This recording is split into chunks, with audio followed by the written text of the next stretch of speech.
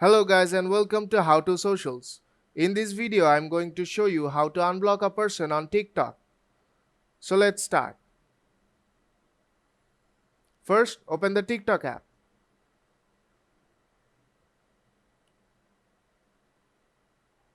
Let's search for an account to block.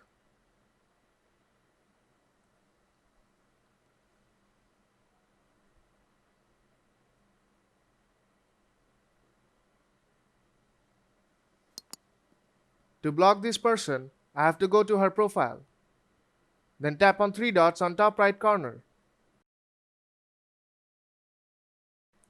And you'll see the block option at the bottom of the screen. Now tap block and then tap confirm.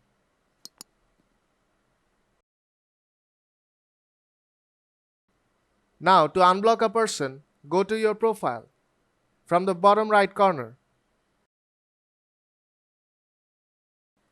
and tap on three dots on top right corner. Now tap on privacy. At the bottom of the screen, you will see blocked accounts. Tap on that.